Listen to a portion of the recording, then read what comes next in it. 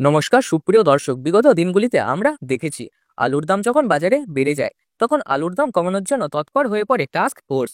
আর বর্ডারে মোতায়েন করা হয় পুলিশ। এমনকি বন্ধ করে দেওয়া হয় ভিন রাজ্যে আলু রপ্তানি। পার্শ্ববর্তী রাজ্য তো দূরের কথা, এক জেলা থেকে অপর জেলাতেও আলু রপ্তানি করার জন্য ব্যবসায়ী তথা ড্রাইভারদের পুলিশের হয়রানির শিকার হতে হয়। দাম যখন বাজারে ঊর্ধ্বমুখী থাকে তখন আলুর দাম কমাতে ব্যস্ত হয়ে যায় রাজ্যের সরকারের পাশাপাশি পুলিশ প্রশাসন। রাজ্যে সাধারণ আলু চাষি ও ব্যবসায়ীরা বলছেন বর্তমানে আলুর দাম অনেকটাই কম রয়েছে, কিন্তু এখন কোনো সরকার চাষিদের পাশে এসে দাঁড়াচ্ছেন না। বৃষ্টিপাতের কারণে আলুর দাম কয়েকদিন আগে বেড়েছিল, কিন্তু আবারও সেই আগের মতো নিচের দিকে চলে যাচ্ছে আলুর দাম।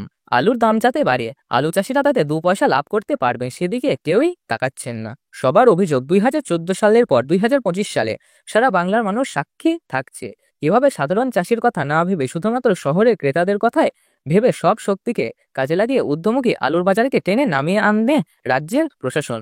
অথচ আজ যখন আলুর দাম ঠেকেছে তলানিতে, হিমঘরে আলু সংরক্ষণকারীরা যখন চিন্তায় রয়েছেন, তখন কোনো সরকার পদক্ষেপ নিচ্ছেন না। সেপ্টেম্বর মাসের প্রথম দিকেই বঙ্গোপসাগরে নতুন করে একটা নিম্নচাপ তৈরি হতে পারে, এবং যার ফলে বাংলা জুড়ে অতি ভারী বৃষ্টিপাতের পাশাপাশি বন্যার পরিস্থিতি তৈরি হতে পারে, এমনটাই জানিয়েছে আবহাওয়া দপ্তর।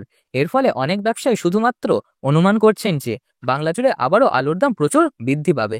কিন্তু বাংলা জুড়ে যদি আলুর দাম অগ্নিমূল্য হয়ে যায় এবং তার পরবর্তী রাজ্য সরকার যদি আলুর দাম কমাতে তৎপর হয়ে পড়ে, তখন ব্যবসায়ীদের কি হবে?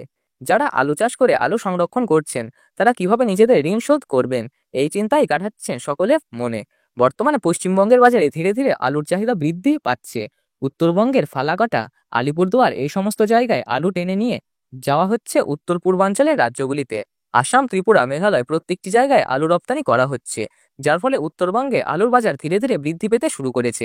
অপরদিকে দক্ষিণবঙ্গ থেকে প্রচুর পরিমাণে আলু উড়িষ্যা, ঝাড়খণ্ড এই সমস্ত জায়গায় রপ্তানি করার কথা শোনা যাচ্ছে।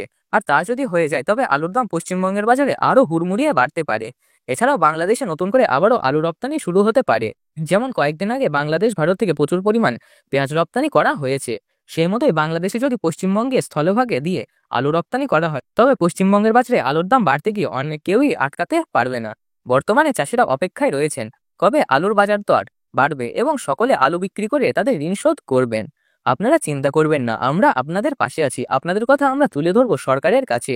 সরকার সবসময় শহরী লোকেদের কথা ভাবে, কিন্তু যখন আসে চাষি ও ব্যবসায়ীদের কথা তখন সরকার তৎপরতার সঙ্গে কাজ করে না। সরকারের মুখে তখন দেখা যায় উদাসীনতার ছাপ। কৃষক ও চাষি যারা জমিতে কাজ না করলে আমরা এক কোনো খাবারও পেতাম না, অথচ যখন কথা আসে তাদের ন্যায্য অধিকার নিয়ে তখন তাদের সবকিছুই কেড়ে নেওয়া হয়।